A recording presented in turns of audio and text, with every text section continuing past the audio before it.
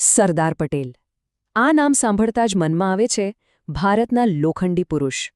પણ શું આપણે એમને ખરેખર ઓળખીએ છીએ? ચાલો આજે આધુનિક ભારતના આ શિલ્પીના જીવનને થોડું નજીકથી જોઈએ. પણ સૌથી પહેલો સવાલ તો એ જ થાય કે વલ્લભભાઈ સરદાર કેવી રીતે બન્યા? આ સરદાર બિરુદ મળ્યું ક્યાંથી? એની પાછળ એક જબરજસ્ત કહાણી છે જે આપણને એમના નેતૃત્વનો અને લોકો સાથેના એમના અતૂટ સંબંધનો પરિચય કરાવશે.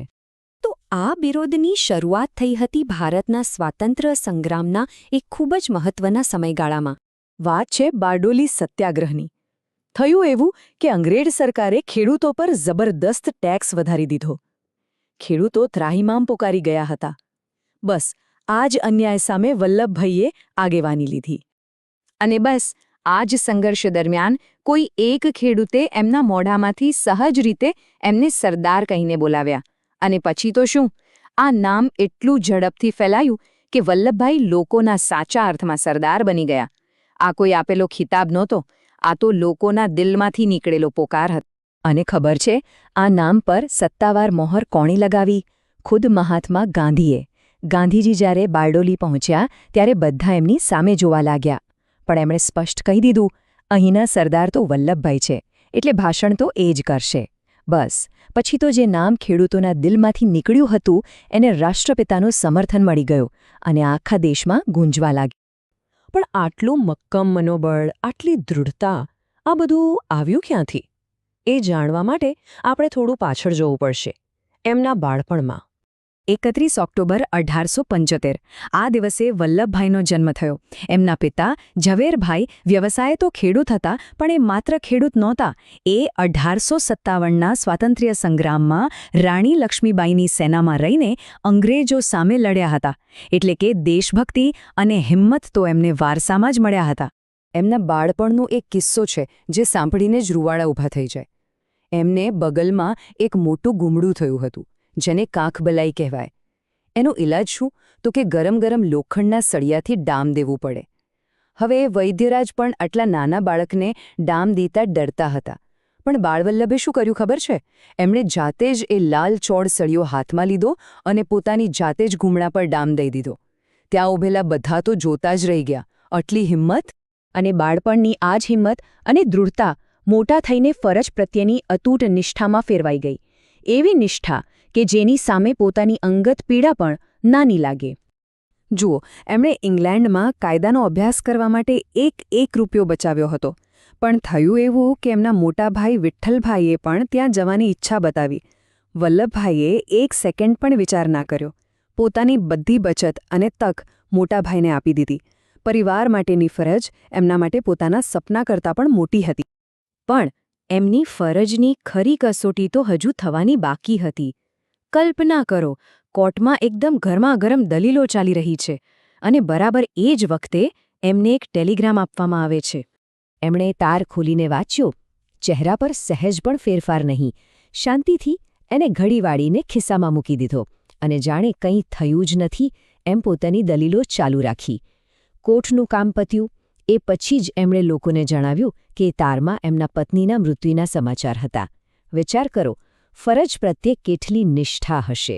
તો જુઓ, એક બાજુ આવો લોખંડી મનોબળ અને બીજી બાજુ લોકો માટે અપાર કરુણા. આ જ કોમ્બિનેશન સરદાર પટેલના વ્યક્તિત્વને એકદમ અલગ બનાવતું હતું. લોકો કહે છે કે એમનું વ્યક્તિત્વ એકદમ નાળિયેર જેવું હતું. મતલબ બહારથી જુઓ તો કઠણ અને કડક લાગે, પણ અંદરથી એટલું જ મીઠું અને નરમ. એમની વાતો સીધી અને સચોટ રહેતી, પણ એની પાછળ એક બહુ જ સંવેદનશીલ હૃદય હતું. અને એમની વાણીમાં એક અલગ જ તાકાત હતી. બારડોલી સત્યાગ્રહ વખતે ખેડૂતોને શું કહે છે સાંભળો. જો લડાઈ લડવી હોય ને તો લગ્નમાં મહાલવાનું ન પોસાય. સરકારને એક પાઈ પણ નથી આપવી. આ વાત પર મક્કમ રહેજો. કેવી સીધી અને સ્પષ્ટ વાત! કોઈ ગોળ ગોળ નહીં, સીધી દિલમાં ઉતરી જાય એવી. અને હા, એ જેટલા ગંભીર દેખાતા હતા એટલા જ વિનોદી પણ હતા. મહાદેવભાઈ દેસાઈએ એક કિસ્સો લખ્યો છે. કોઈએ સરદારને પૂછ્યું કે રચનાત્મક ગફલત એટલે શું? તો એમણે તરત જ હસીને જવાબ આપ્યો, એ ના સમજ્યા? આજે તમે જે દાળ બાળી નાખી છે ને, બસ એ જ. આ હતી એમની હાજર જવાબી. ચાલો હવે વાત કરીએ સરદાર પટેલના જીવનના સૌથી મોટા અને કદાચ સૌથી મહત્વના કામની, એક તૂટતા વિખેરાતા દેશને જોડીને અખંડ ભારત બનાવવાનું ભગીરથ કાર્ય. જુઓ, દેશને આઝાદી તો મળી ગઈ, પણ એની સાથે એક મોટો પડકાર પણ આવ્યો. ભારતમાં 500 કરતાં પણ વધારે રજવાડા હતા, અને એમાંથી ઘણાને તો પોતાનો અલગ દેશ બનાવવો હતો, મતલબ કે દેશના ટુકડા થવાનો પૂરો ભય હતો. આવા સમયે ભારતના પહેલા ગૃહમંત્રી તરીકે આ દેશને એક કરવાની જવાબદારી સરદાર પટેલના ખભા પર આવી. અને આ જે લગભગ અશક્ય લાગતું કામ હતું, એ એમણે કરી બતાવ્યું. એમની સ્ટ્રેટેજી એકદમ ક્લિયર હતી. પહેલા પ્રેમથી, દેશભક્તિની વાત કરીને સમજાવટ કરવાની, અને જો એનાથી કામ ન થાય તો પછી કડક પગલાં લેતા પણ અચકાવાનું નહીં. બસ આ જ ગુનેથી એમણે દેશને એક તાંતણે બાંધ્યો. પણ આ લોખંડી પુરુષની અંદર છુપાયેલી મમતાને કોણે ઓળખી હતી ખબર છે? ખુદ ગાંધીજીએ. ગાંધીજીએ કહેલું કે સરદારની અંદર મને માતા જેવો પ્રેમ જોવા મળ્યો છે. આ એમના વ્યક્તિત્વનું એક એવું પાસું હતું જે બહુ ઓછા લોકો જોઈ શક્યા. અને બસ આ રીતે એમણે એક પછી એક બધા રજવાડાઓને ભારતમાં જોડી દીધા, રાજાશાહીનો અંત આણ્યો અને દેશની સરહદોને સુરક્ષિત કરી. અને એટલે જ આજે આપણે એમને અખંડ ભારતના શિલ્પી તરીકે ઓળખીએ છીએ. અંતમાં કવિ હરિવંશરાય બચ્ચને એમના માટે જે લખ્યું છે એ બિલકુલ સચોટ છે. હરેક પક્ષ કો પટેલ તોલતા, કઠોર નગ્ન સત્ય બોલતા, પટેલ હિન્દ કી નીડર જબાન હૈ. ખરેખર એ હિન્દુસ્તાનની એક નીડર અવાજ હતા. એક એવો અવાજ જેણે માત્ર કડવું સત્ય જ નહોતું કહ્યું, પણ એક અખંડ રાષ્ટ્રનું નિર્માણ પણ કર્યું. આ જ છે સરદાર પટેલની ગાથા.